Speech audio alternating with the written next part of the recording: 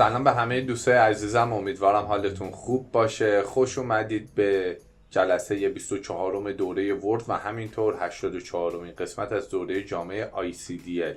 همونطور که تو جلسه گذشته گفتم میخوایم به بررسی و یادگیری ابزار چارت بپردازیم.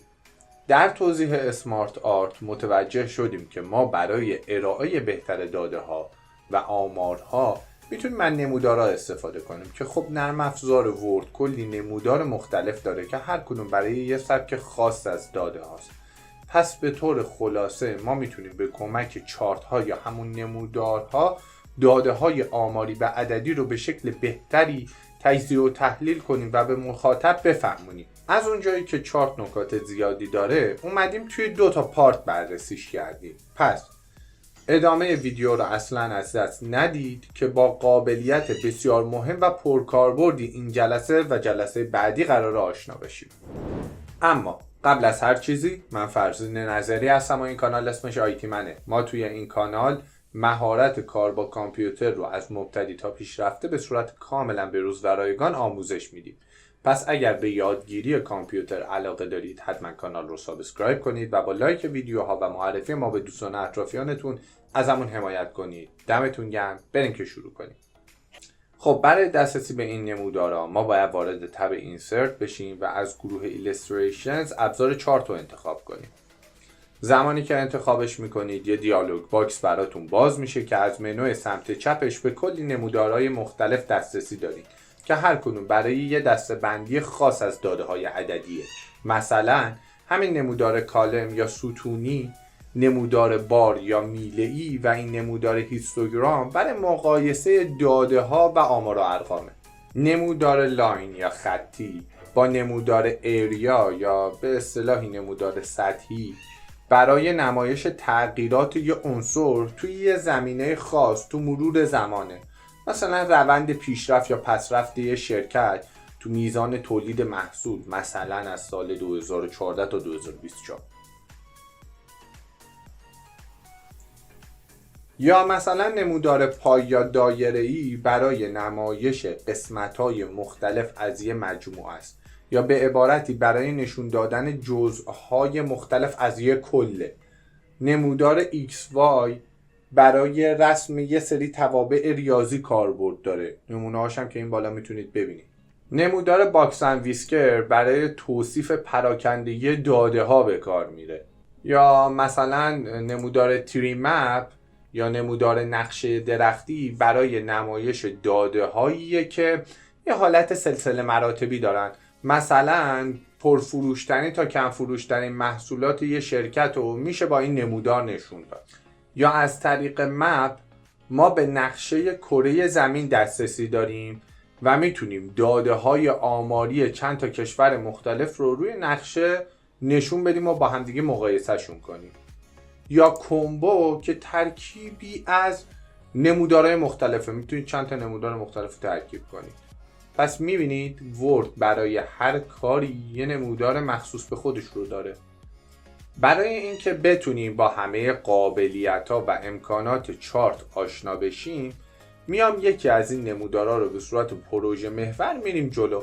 برای مثال من میخوام به کمک نمودار بیام قهرمان، نایب قهرمان و تیم سوم لیگ برتر فوتبال رو تو چند سال گذشته نشون بدم. پس ما یه تعداد داده داریم که میخوایم با همدیگه مقایسه شون کنیم. خب کدوم از نمودارها برای مقایسه داده ها بهتر بود؟ نمودار ستونی، میله‌ای و هیستوگرام که باز بین این 3 کالم از همشون بهتره تو این یه مورد خاص. البته بعد بچه‌ها هر کدوم از این دسته بندی نمودارها رو که انتخاب میکنید شکل‌های مختلفی برای نمایش اون نمودار داره. مثلا برای این مورد این که همون حالت عادی دو بعدی نرمالشه، حالت دو بعدی سرهم داره، یعنی همه ستونا جمع شدن توی یه جا توی یه ستون. 3 بعدی داره، 3 بعدی سرهم داره و حالا حالات نمایش مختلف دیگه. من همین حالت عادیشو انتخاب میکنم، ولی قبل از اینکه اوکی رو بزنم تا درج بشه به سند، یه نکته خیلی مهم هست که باید بدونید. چی؟ ببینید بچه‌ها، همونطور که قبلا هم گفتم خدمتتون، زمانی که ما با داده های عددی و آماری سر و کار داریم، بهترین برنامه برای ارائهشون اکسله. یعنی اگر شما بخواید یه نموداری طراحی کنید، قطعا اکسل برنامه خیلی بهتریه برای این کار. حالا جلوتر که بریم سراغ آموزش اکسل، خودتون متوجه حرفم میشید. و حتی اینم بگم که خود نرم افزار ورد به تنهایی توانایی و قابلیت رسم نمودار رو نداره. یعنی زمانی که شما یه نمودار رو درج میکنید، دقت کنید ورد خودش دست به دامن اکسل شد، داره از اکسل کمک میگیره تا بتونه این نمودار رو بکشه. این پنجره ای که باز شده برامون محیط اکسل بچه‌ها. به عبارتی برای طرح نمودار ما نمیتونیم اطلاعات رو مستقیم به خود ورد بدیم، باید اطلاعات رو وارد این جدول تو اکسل کنیم و از طریق اون یه نمودار تو ورد بکشیم. حالا تو جلسات آتی زمانی که رفتیم تو مهارت کار با اکسل، کامل با این محیط آشنا میشیم. الان برای طراحی نمودار خیلی کاری با جزئیاتش نداریم، فقط تا همین حد بدونید که به این محیط یه ورکشیت میگن که اصطلاح فارسیش کاربرگه. پس خلاصه مطلب، اکسل نرم افزار اصلی و بهتریه برای رسم نمودار، ولی شاید الان براتون سوال پیش بیاد خب چه کاری ما نمودارمون رو تو ورد بکشیم، همون یه ذره میریم سراغ اکسل. ببینید دوستان، فرضاً شما دارید یه مقاله علمی می‌نویسید، یا نه حتما هم نباید علمی باشه، مثلا همین مثالی که الان میخوام بزنم، دارید یه مقاله راجع به لیگ برتر فوتبال می‌نویسید، یا اصلا میخواید یه آماری رو ارائه بدید، یه گزارش کار دارید می‌نویسید، نیازتونه که داخل اون سندتون نمودار درج کنید. پس رسم نمودار تو ورد به شدت کاربردیه بچه‌ها، اصلا دست کمش نگیرید. خب پس اینجوری نیست که فکر کنید فقط باید بریم توی اکسل این کار رو انجام بدیم. خب حالا بعد از این همه توضیحاتی که دادم بریم که شروع کنیم. مرحله اول، باید داده هامون رو توی جدول اکسل یا همون جدول اطلاعات وارد کنیم. یه سرستون داریم که از سریز 1 تا سریز 3. منظورش از این سریز یا همون سری ها این ستونای ما هستش. مثلا سریز 1 این ستون آبی است، سریز 2 این ستون نارنجی است، سریز 3 این ستون خاکستری است. خب این اسامی که اینجا نوشته شده اسامی پیشفرض دوستان، من میخوام اسامی این سه تیمی که تو مثال دارم رو جایگزین اینا بکنم. به عنوان مثال من میخوام ستون آبی نمایانگر تیم استقلال باشه، ستون نارنجی برای پرسپولیس و خاکستری سپاهان. نمیخوام سریز 1 و 2 و 3 باشه. اینا نوشته های پیشفرض دیگه. چی کار میکنم؟ خیلی راحت میام روش کلیک میکنم که اون خونه سلکت بشه و شروع میکنم به تایپ کردن. نیاز نیست حتما دوبار کلیک کنید بعد متن داخل رو سلکت کنید. همین که یه بارم روی خود اون سل کلیک کنید شروع کنید به تایپ، اطلاعات داخل اون سلول تغییر میکنه. خب سریز 2 هم که شد پرسپولیس و سریز 3 هم که میشه سپاهان. بچه‌ها من با کلیدای جهت یا همون اروکیز بین سلولا دارم جابجا میشم، اما حتما نیاز نیست با موس یه سل رو انتخاب کنید. اوکی؟ خب حالا بریم سراغ ستون اولمون که اونم عناوینه، از کتگوری 1 تا کتگوری 4. هر کدوم از این دسته بندی ها یک کتگوری شدن. حالا ما میخوایم توی این مثالمون نتایج این 3 تا تیمو تو 3 سال مختلف، یعنی از سال 1400 تا 1402 یعنی لیگ 20 21 و 22 ببینیم. خب پس جای هر کدوم از این دسته بندی ها باید اون لیگ مد نظرمون رو مشخص کنیم. حالا بعد از اینکه اطلاعاتمون رو وارد کردیم یه مسئله پیش میاد. ما 3 دوره از لیگ رو میخوایم مقایسه کنیم. این کتگوری 4 به درد ما نمیخوره، باید پاکش کنیم. اما چی جوری؟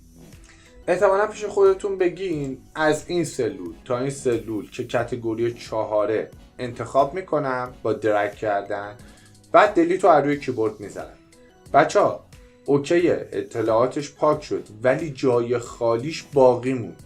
برای اینکه کامل حذف بشه، یعنی این جاشم کامل حذف بشه بره، باید همینجوری بیاید دستی انتخاب کنید، بعد راست کلیک کنید از بخش دلیت بگید کلا این ردیف رو پاک کن.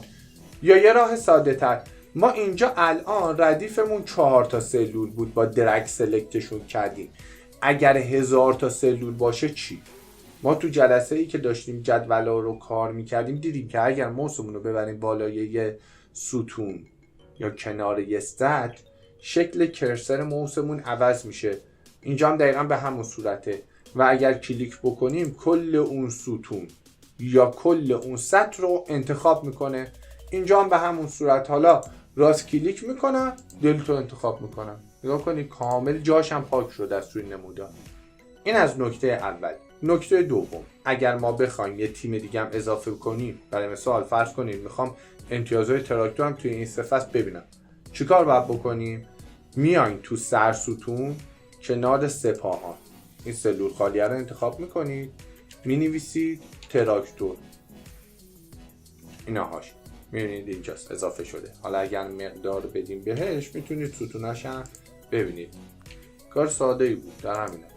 پس اگر خواستید یه موردی اضافه کنید خیلی راحت میایید کنار اون سرستونتون یا کنار اون ستون اول مینویسیدش. حالا چون من امتیازهای تراکتور نمیدونستم چند تا کنترل زد دارم که پاکشی تو مثالمون نبود. یا اگر بخوام یه دسته‌بندی دیگه هم اضافه کنم چی؟ میام پایین این ستون اول مثلا مینویسم لیگ 23. میبینید اینجا هم اضافه شد. پس اضافه کردن و کم کردن عناوین به همین حد ساده بود. خب حالا شروع میکنم داده‌هامو وارد کردن. روی یک کاغذ من این امتیازها رو نوشتم، دارم از روی اونا وارد میکنم بچه‌ها. لیگ 21 استقلال 68، پرسپولیس 63، سپاهان 56. لیگ 20 استقلال 53، پرسپولیس 67، سپاهان 65. تمام. ما الان اومدیم یه نمودار رسم کردیم، یه نمودار طراحی کردیم، اومدیم عناوین و داده هامون رو وارد کردیم و شد اینی که میبینید. دیگه از اینجای کار به بعد فقط میخوایم راجع به ظاهر نمودار و امکاناتش صحبت کنیم. خب پس ما کارمون با جدول اطلاعات تمومه، میتونیم ببندیمش. ولی اگر یه زمان بخوایم اطلاعاتی رو ویرایش کنیم یا اطلاعات جدید اضافه کنیم چی؟ کافیه روی ادیت دیتا کلیک کنید تا دوباره براتون بازش کنه. پس اگر یه زمان بستینش نگران نباشید، باز بهش دسترسی دارید. خب همینطور که دارید میبینید زمانی که یه نمودار ایجاد میکنید 2 تا تب جدید تحت عنوان چارت دیزاین و فرمت براتون باز میشه که فرمت تقریبا مواردش تکراریه. یه چند تا ابزار جدید داره که باهاشون آشنا میشیم. فعلا بریم سراغ تب چارت دیزاین. از گروه اولش یعنی چارت لی اوت به 2 تا ابزار دسترسی داریم. اولیش که اد چارت المنتس باشه به معنی اضافه کردن عناصر به نمودارمونه. زمانی که انتخابش میکنید یه لیست براتون باز میکنه از همون عناصر که قابلیت اضافه شدن به نمودار دارن. بریم دونه دونه باهاشون آشنا بشیم. اولیش اکسس به معنی محورها. بچه‌ها منظورش از محورها این 2 تاست که جفتشون هم فعاله. پرایمری هوریزونتال که منظورش این اولی محور افقیه، چون فعاله برم روش پیشنمایشش حالت غیر فعالش رو بهتون نشون میده. پرایمری ورتیکال هم که این محور عمودی منظورشه که حالت فعال و غیر فعالش رو میتونید ببینید. مورد بعدیش اکسس تایتله، عناوین محورها. ببینید شما هر کدوم از محوراتون چه افقی چه عمودی نشون دهنده یه چیزیه. مثلا این نمودار زمانه، این نمودار مجموع امتیازه. فرضاً شما این نمودار رو بذارید جلوی یکی، تو همون نگاه اول تا متوجه بشه چی به چیه یکم طول میکشه دیگه. خب بهتر اینه که هر کدوم از محورها رو براشون یه عنوان ایجاد کنید. برای مثال این محور مجموع امتیازات دیگه، پرایمری ورتیکال رو فعال میکنم و داخلش عنوانش رو مینویسم. خیلی ساده بود.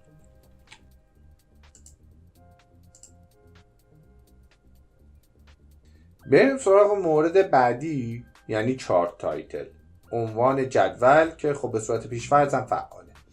میتونید غیر فعالش کنید. اباف چارت که همین حالتی بود که دیدین. یا بیارینش پایین جزئی از خود نمودار بشه که من میذارم همون بالای نمودار بمونه. بخواید عنوانش رو هم تغییر بدین خیلی ساده انتخابش میکنید، بعد عنوان مد نظر خودتون رو مینویسید. به عنوان مثال مقایسه 3 تیم برتر لیگ خلیج فارس. اینم از این. بریم سراغ مورد بعدی، دیتا لیبلز که غیر فعالم هست. شما میتونید به کمک این قابلیت یه لیبل به هر کدوم از ستونای اطلاعاتتون بدید که خب خیلی کار ما رو برای نمایش دقیق مقدار هر کدوم از ستونا راحت تر میکنه. فرضاً این 3 تا ستون میزانشون بین 60 تا 70، اوکی، ولی مقدار دقیقشون چقدره نمیدونم، ولی به کمک لیبل ها میشه میزان دقیق هر ستون رو متوجه شد. حالات مختلفی هم برای نمایش داره که خب سلیقه‌ایه، من اینو انتخاب میکنم، همینجور رندوم هم انتخابش کردم. بریم سراغ دیتا تیبل. این هم چیز باحالیه. دیتا تیبل میاد پایین نمودارمون یه جدول از داده های داخل نمودار برامون ایجاد میکنه. یعنی علاوه بر این که شما نمودار رو دارین، از داخل جدول هم به میزان دقیق اطلاعات دسترسی دارید. مثلا میدونید که پرسپولیس تو لیگ 21 63 امتیاز کسب کرده بوده. یه حالت نمایش دیگه هم داره به اسم نو لجند کیز. بچه‌ها به این بخش میگن لجند یعنی شرح. اگر دقت کنید داره هر کدوم از ستونا رو شرح میده. حالا این دیتا تیبلز یا حالت وید لجند کیز داره که به همراه این بخش لجنده، یا حالت هم داره نو لجند کیز بدون لجند. این هم از این بخش. نانو زدم که اصلا کلا حذف بشه تا بریم سراغ بخش بعدیش، یعنی ارور بارز یا همون نوار خطا. نوار خطا یه ابزار برای نشون دادن دقت اندازه‌گیریه. یعنی به عبارتی این ارور بارز فاصله بین مقدار واقعی از مقدار گزارش شده است که 3 تا حالت استاندارد و درصدی و فکر کنم به اینم میگفتن انحراف استاندارد یا توی مایه ها، که بچه‌ها فقط توی یه سری موارد خیلی خیلی کم شاید به کارتون بیاد. اینا رو تو دوره لیسانس تو درس آمار داشتیم، مثلا خود ما که تازه رشتمون هم برق بود، شاید اصلا هیچ وقت به کار شما نیاد، کمان که خود منم تا حالا اصلا ازش استفاده نکردم. بریم سراغ مورد بعدی، گرید لاینز، که خب قبلا جاهای دیگه هم باهاش آشنا شده بودید. به این خطوط پشت نمودار گفته میشه که خب الان فقط پرایمری ماژور هوریزونتالی فعاله که همین خطوط افقیه. اگر حذف بشه به این شکل در میاد. حالا شما میتونید خطوط عمودی هم اضافه کنید به نمودارتون، یا پرایمری ماژور ورتیکال یا پرایمری مینور ورتیکال هم همین کار رو براتون انجام میده با تعداد خطوط عمودی بیشتر. یا این یکی حالت هوریزونتال هم میبینید تعداد خطوط افقی رو بیشتر میکنه. الان راحت تر میتونید میزان هر ستون رو متوجه بشید. مورد بعدی هم در رابطه با لجنده. میتونید حذفش کنید، بندازینش سمت راست نمودار، بالا، چپ یا سمت پایین که خب سلیقه‌ایه، من میذارم همین پایین بمونه. و مورد بعدی هم که برای ما فعال ترند لاینه، به معنی مسیر رشد یا خط رونده، که خب همونطور که از اسمش میشه حد زد، میاد روند نمودار ما رو از داده هایی که بهش دادیم ترسیم میکنه. خیلی تو این مورد نمودارا کاربردی نداره، ولی تو نمودارهای مثلا نقطه‌ای یا همون XY خیلی بیشتر نمود داره، ولی اینجا میشه ازش استفاده کرد. مثلا میام این حالت خطیشو انتخاب میکنم، بعد میگه برای کدوم دادت میخوای، میگم مثلا پرسپولیس، اومده مسیر رشدشو داره به ما نمایش میده که خب چون تعداد داده های ما کمه اونقدر چیز جالبی ازش در نمیاد، ولی تصویر چند تا مثال خوبشو براتون روی صفحه میذارم که قشنگ متوجه بشین کاربردش چیه. خب این بود از اد چارت المنتس. یه راه دسترسی دیگه هم بهش دارید. اینجا کنار خود نمودار این علامت به علاوه رو که بزنید تمام این موارد رو میتونید ببینید. روی این فلش جلوش هم که کلیک کنید به جزئیات بیشتر همه موارد دسترسی دارید. بریم سراغ دومی ابزار این گروه، یعنی کویک لی‌اوت. کاربردش کاملا مشابه اسمشه. یه سری چیدمانای آماده داره که ترکیبی از همین امکانات داخل اکچارت المنته. روی هر کدوم که وایسید نشون میده از کدوم المانا یا همون عناصر استفاده داره میکنه برای اون لی‌اوت. خلاصه اگر حالشو ندارید از این بخشی لی‌اوت کاستوم درست کنید، از اینجا به چند تا لی‌اوت آماده دسترسی دارید. بریم سراغ گروه بعدی، چارت استایلز، که مشابه همه گروه های دیگه که در رابطه با استایلان. یه سری کویک استایلز یا به عبارتی استایل آماده داره که میتونید به سلیقه خودتون یکیشو انتخاب کنید، ولی اگر با هیچ کدومشون هم حال نکردین جای نگرانی نداره، چون تو جلسه بعدی کامل یاد میگیرید که خودتون یه استایل کاستوم درست کنید. این گروه یه ابزار دیگه هم داره به اسم چنج کالرز که همونطور که از اسمش مشخصه میتونید به کمکش رنگ ستونا رو عوض کنید، ولی رنگاش به صورت دسته‌بندی شده است. یه سری دسته‌بندی‌های محدود داره که میتونید برای رنگای ستوناتون استفاده کنید، ولی شاید شما از 2 تا از رنگای داخل این دسته‌بندی خوشتون بیاد، از الباقی نه، که خب باز تو جلسه آینده یاد میگیرید که چی جوری رنگ ستونا رو هم به دلخواه خودتون عوض بکنید. و این رو هم بدونید که از آیکون قلموی کنار خود نمودار به تمامی موارد داخل چارت استایلز دسترسی دارید. این که از خود استایلا، این هم از دسته‌بندی رنگای ستونا. پس این هم از آیکون قلمو که کاملا باهاش آشنا شدید. خب حالا ما که تا اینجا اومدیم، یه آیکون قیف هم این پایین داره، بریم اونم بررسی کنیم. این ابزار کار فیلتر کردن داده ها رو برامون انجام میده. توی اکسل هم زیاد به این مورد برمیخوریم، اونجا هم خیلی کاربرد داره. نگاه کنید، هم اومده بر اساس سریز که همون تیمامون بود و هم بر اساس کتگوری که فصلای مختلف بود دسته‌بندی کرده و تو حالت عادی تیک سلکت آل خورده، یعنی همه داده ها رو به ما نمایش بده، ولی ما میتونیم ازش بخوایم یه داده خاص رو برامون فیلتر کنه و بهمون نمایش بده. مثلا فقط نتایج استقلال رو فیلتر کن، فقط نتایج پرسپولیس رو نشون بده، فقط نتایج سپاهان، یا بر اساس لیگ فیلتر کن، فقط لیگ 22، فقط لیگ 21. و اگر داده های ما بیشتر باشه برامون اونا رو فیلتر میکنه. پس این از این. با رپتکس هم که آشنا شدین چندین و چند مرتبه، میتونید وضعیت نمودار رو نسبت به متن انتخاب کنید و بعد از اون راحت توی صفحه جابجاش کنید و تمام. تا همینجا کافیه بچه‌ها. ایشالله تو جلسه بعدی با مابقی موارد هم به طور کامل آشنا میشید، ولی تا همینجایی هم که یاد گرفتین رو حتما تمرین کنید پای سیستم‌های خودتون و اگر سوالی براتون پیش اومد کامنت بذارید، حتما جواب میدم. بچه‌ها به شدت برای رشد کانال به حمایتاتون نیاز دارم.